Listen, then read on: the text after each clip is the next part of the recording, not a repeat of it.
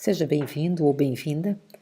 Nós estamos iniciando hoje o curso de Cardiologia Pediátrica para não especialistas. Esse curso é dirigido primariamente para médicos não cardiologistas, pediatras, clínicos gerais, residentes, estudantes de medicina e profissionais de outras áreas de saúde, como fisioterapia, enfermagem, nutrição e áreas correlatas.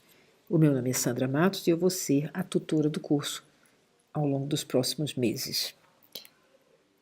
Estamos iniciando hoje com o primeiro tópico do primeiro módulo, que será Noções de Embriologia Cardiovascular.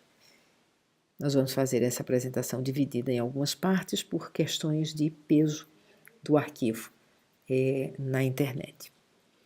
Então, quando a gente pensa em embriologia cardiovascular, nós gostaríamos muito que o processo se desse de forma a chegar a uma estrutura cardiovascular com o coração, onde dois átrios se conectam a dois ventrículos correspondentes, que se conectam a dois grandes vasos também correspondentes.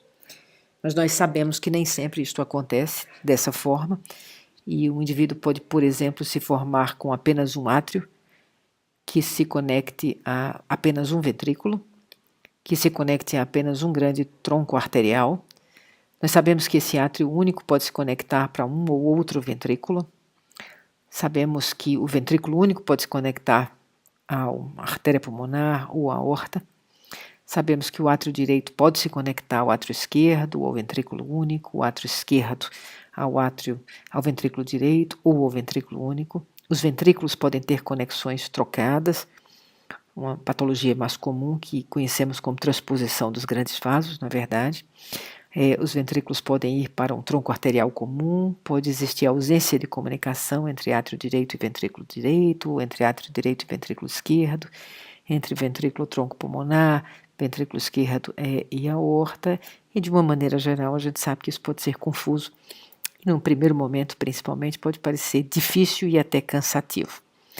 Então o nosso propósito iniciando esse curso por essa área é realmente fazer com que a gente pense um pouco, veja a importância de trabalharmos juntos para melhorar o conhecimento da equipe. Vamos ser todos alunos dentro desse processo, trabalhar bem duro e, se Deus quiser, realmente chegar ao final do curso com tranquilidade e vendo que o assunto não é tão difícil.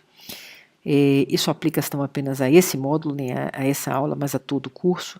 O que nós queremos com ele, na verdade, é transmitir conhecimentos básicos e procurar aprender com vocês, certo? Então, o aluno aqui é muito importante. O principal conhecimento que nós temos é o conhecimento de quão pouco sabemos dentro de tudo isso. Então, aqui, o aluno é muito bem-vindo para sugerir, corrigir, modificar, acrescentar, e a interação com o tutor é uma das partes mais importantes, e o Moodle permite, através de várias ferramentas, que a gente tenha esse contato.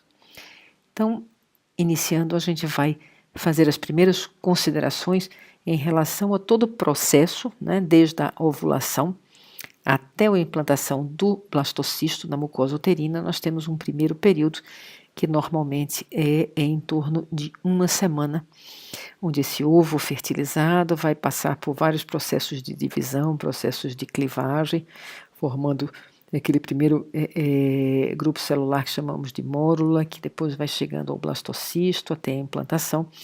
E nessa fase são gerados também os folhetos, né, os folhetos germinativos, aquelas camadas. E nós sabemos que são 3 camadas, o ectoderma, o mesoderma e o endoderma. E não vamos entrar em muitos detalhes nessa área, mas só lembrar que dos folhetos embrionários, aquele que origina todo o sistema circulatório é o mesoderma, ou a mesoderme. Então, é daí que a gente vai ter o sistema circulatório, corações, vasos, tecido linfático, tecido conjuntivo, também são originados do mesoderma. Em questão a considerações gerais ainda, a gente tem que lembrar que nas 3 primeiras semanas de gestação, a nutrição do embrião ela se dá pelo processo de difusão. Mas a partir daí, e durante as semanas que se seguem, da 3ª até a 8ª semana, existe um desenvolvimento muito rápido do sistema cardiovascular fetal, que é, na verdade, o primeiro sistema a se completar.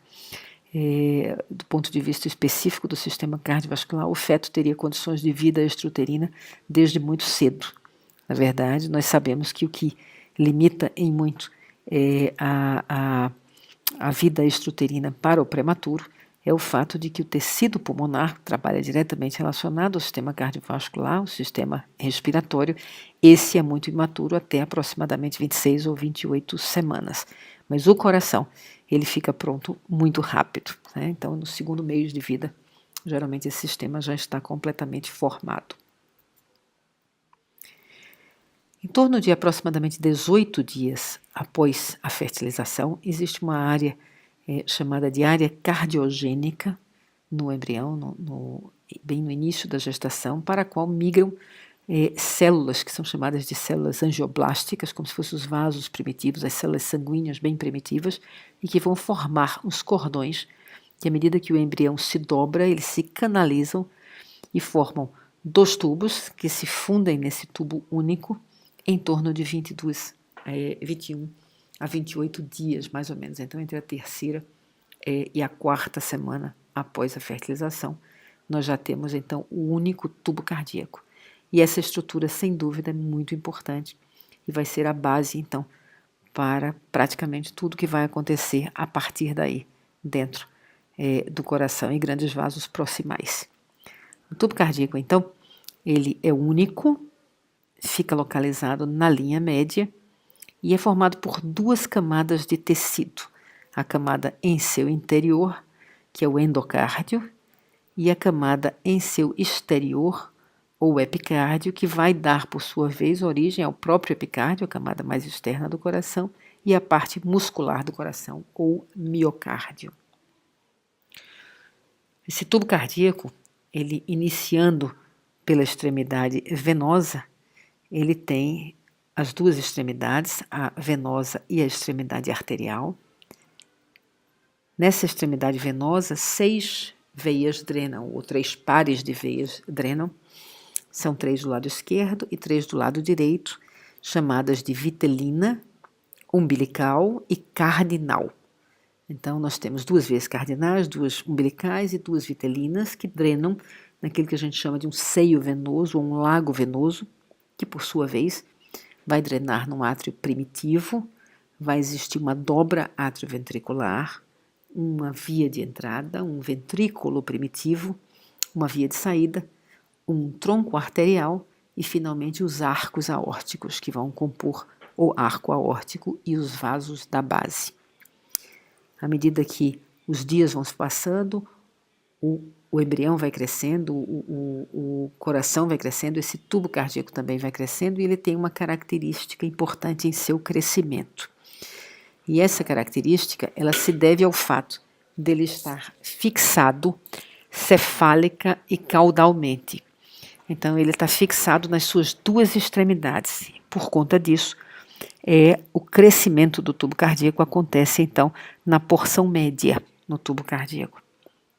Como ele está fixado nessas 2 porções e no centro vai haver, então, expansão e crescimento, esse embrião ele começa a se dobrar sobre ele mesmo, inicialmente como um U e eventualmente como um S, e que vai formar, então, essa imagem do coração primitivo, do coração inicial, com um átrio ainda único, com um canal atrioventricular, um ventrículo, uma via de entrada de um ventrículo primitivo, uma região ainda com uma comunicação entre os ventrículos, vai formar septo, o bulbo cardíaco, que eventualmente vai fazer a divisão do tronco para o tronco arterial comum ou para as 2 grandes artérias. Tudo isso acontece num período de tempo muito curto e, na verdade, com pouco mais de um mês de vida, em torno de 35 dias de vida, 5 semanas, a gente sai dessa área cardiogênica de 18 dias, como nós falamos, para aquelas células, né, que vão migrar, as células angioblásticas, que vão começar a formar os tubos cardíacos, que logo em seguida vai se fundir à medida que existe a dobradura do embrião, que vai formar um tronco cardíaco único e central. Esse tronco vai começar a girar, primeiro como U, em seguida como S, e em torno de 35 dias o coração já tem, então, uma conformação externa que lembra muito a conformação externa do coração, como ele vai ficar já depois de pronto. Evidente que muitas etapas ainda vão se realizar, mas esse primeiro, desde a fusão, formação de tubo e as primeiras dobraduras, acontece em apenas 5 semanas. Nós vamos interromper um pouquinho aqui agora e passaremos para a segunda parte, onde vamos falar mais da divisão interna e das estruturas específicas do coração.